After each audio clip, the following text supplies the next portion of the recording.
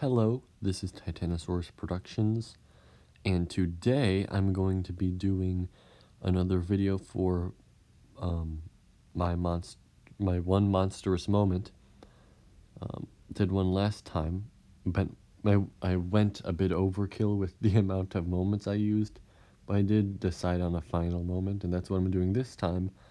Only this time it's not just the movies, it's other stuff too, so that's gonna be fun. So here we go. I'm gonna go through the little ones first, and then once you see a picture of Ultraman, that's when you know that I'm going to be on the. That's when as soon as you see the Ultraman picture, that's when everything starts. There's gonna be some spoilers for these other things here, so yeah. So of course we're gonna start off with a Godzilla movie, and that's Godzilla Raids Again. Now that one isn't. It's not really loved by the fandom, but it's not hated either. It's just kind of there. But I think Kobayashi's death in that film was very powerful because that movie was just about people, right? Just people, like with a company, doing stuff, flying around in their planes, having like dinner parties or whatever, just people, and seeing just a person die. I don't know. There's something about that. It's very, yeah, powerful. Um, but of course, what is I don't know where I'm even going with this. Anyway, you get the idea. I thought I was moved by that moment in a way. But I thought I might include something Godzilla related on here because you got to. It's kaiju.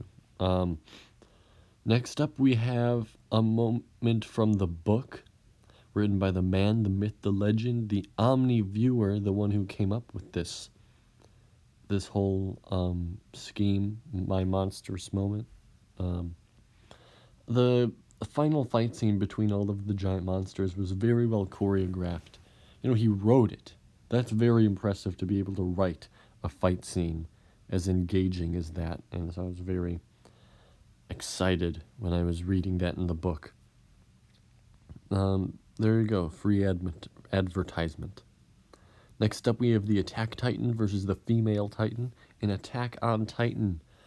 Gotta include an anime on here, but that's not the only one. So what do we got so far? A movie, a book. Now we're on to TV show. It's an anime. Most of you probably have at least heard of it before. But yeah, this is the ending to season 1. That was a very well done ending. The fight scene was very exciting.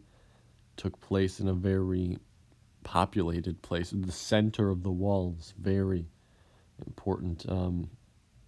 Yeah, that was. I just thought it was really great, and loves all of the different fights that go on in there. But that one was really great.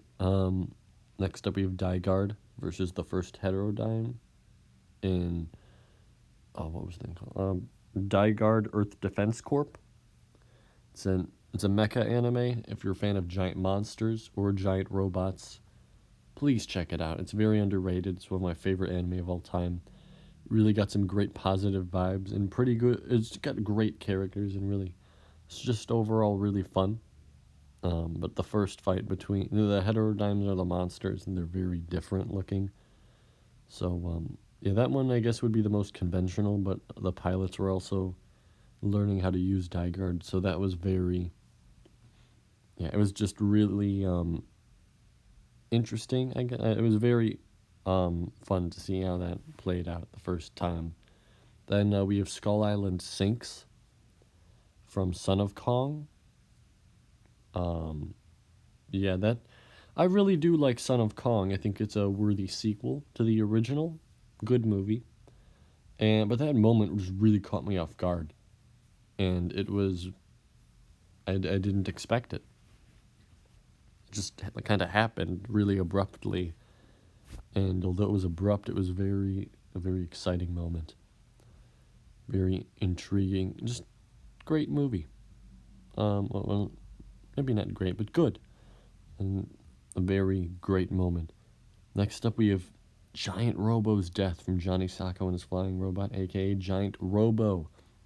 This is the tokusatsu version from 1968, I want to say. But basically,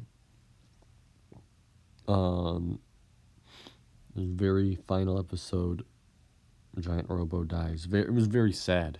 It was very sad after all of that time because, you know, he was, I mean, after watching that show for so long, you know, when that happens, it's just, you know, really kind of,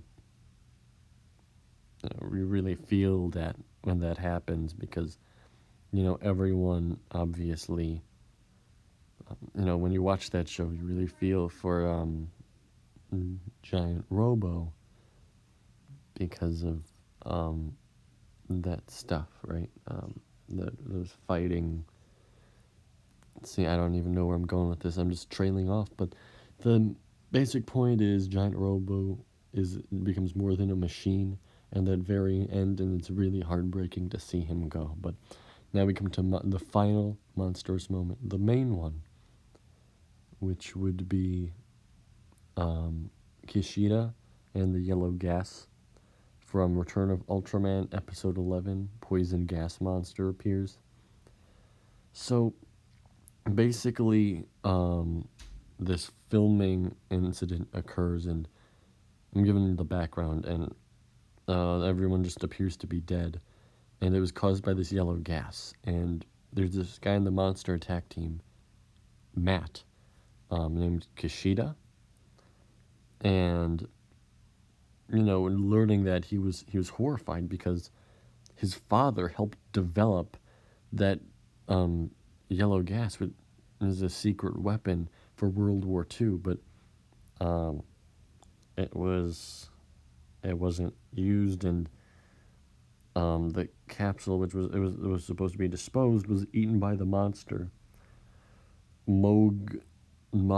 Magnesium. I don't know how to pronounce it, but it spits out the gas, and it's a really that moment when Kishida learns that monster. I mean, not even that moment, just like the moment he goes into his house and sees his mother and pulls out the files and he looks up at the picture. It's all just when he goes in that house and we learned that for the first time. It's a really powerful moment.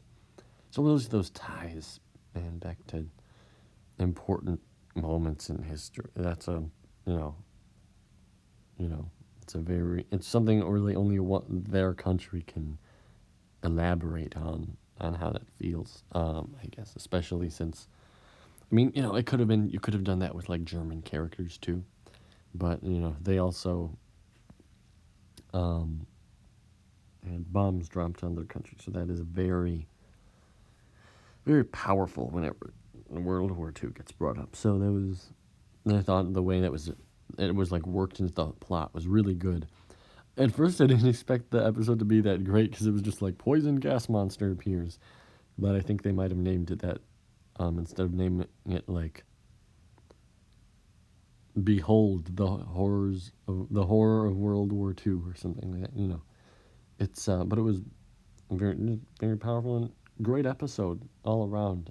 Monsters really made the tension higher because of you know, the monster didn't look too threatening at first, but that added emphasis was very important to the plot, I guess. Anyway, that is all for this video. Hope you guys enjoyed listening to my monstrous moments, and that final one there, my monstrous moment, the one that I chose the most. Yeah, that's all for now. See you guys in the next video. Goodbye.